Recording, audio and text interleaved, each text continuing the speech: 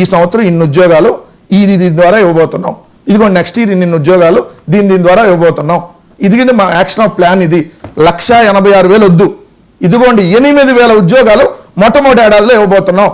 ఎందుకంటే 200 ఉద్యోగాలకి 22,000 కోట్ల రూపాయలు స్టేట్ గవర్నమెంట్ రాయితీలు ఇచ్చింది.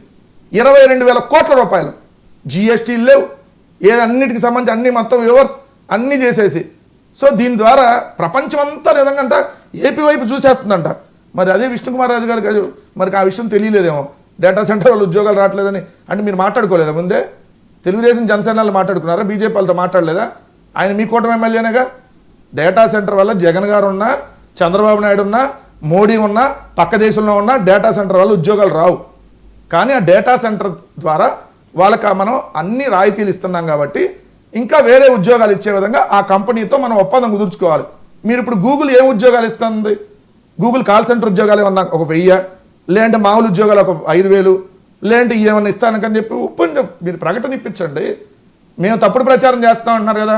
నిన్న నారా లోకేష్ గారు పెద్ద ట్వీట్ కూడా పెట్టారు, మేమంతా సాక్షిలో మాట్లాడి ఫోటోలు వేసి మేమేదో తప్పుడు ప్రచారం చేస్తున్నామని.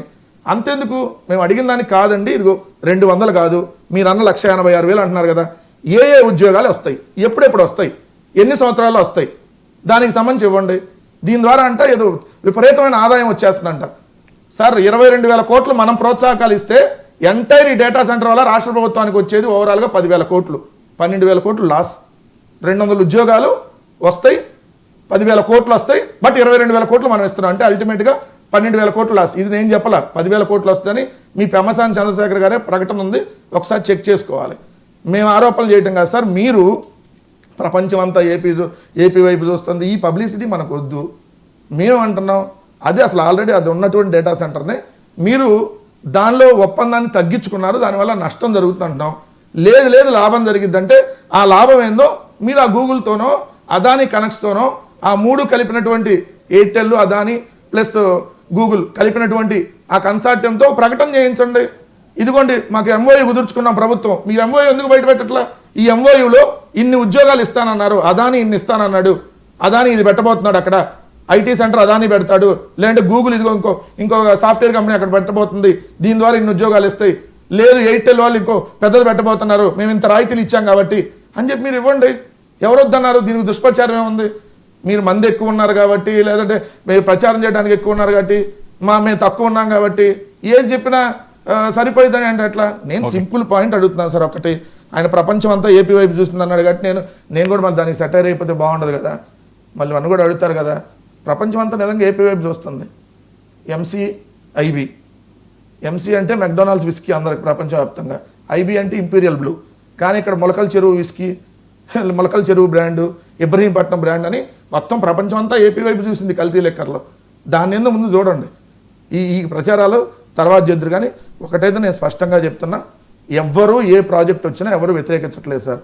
కానీ దానికి ప్రభుత్వం ఎంత ఖర్చు పెడుతుంది, ప్రభుత్వం ఎంత వాళ్ళకి బెనిఫిట్స్ ఇస్తుంది, ఆ బెనిఫిట్స్ ఇవ్వటం వల్ల నిజంగా మనకి ఏమైనా ఉద్యోగాలు వస్తున్నాయి. ఒకటి, ప్రభుత్వానికి ఆదాయం రావాలి, పాయింట్ నెంబర్ 1. 2, ఉద్యోగాలు రావాలి.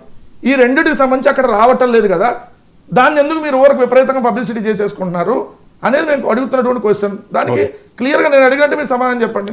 ఏంటి 15 సంవత్సరాల నుంచి 25 సంవత్సరాల వరకు మీరు ఎక్కడ కనిపించారు ఆ ఏపీలోని?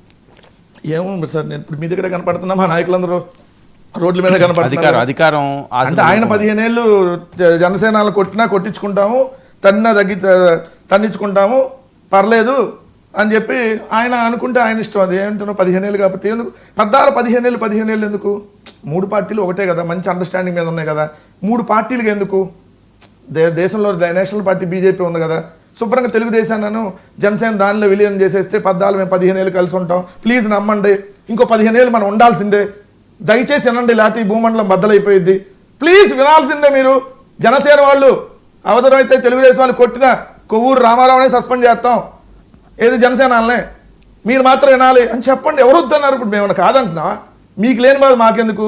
చిరంజీవి గారిని తిట్టినా మేము ఉంటాం, మీ తల్లి గారిని తిట్టినా మేము ఉంటాం, అమ్మని తిట్టించిన వాళ్ళతో వెళ్తాం, అలగా అన్నాళ్ళతో ఉంటాం అంటే మీరు ఉండండి, మాకు వచ్చినటువంటి నష్టం ఏంటి?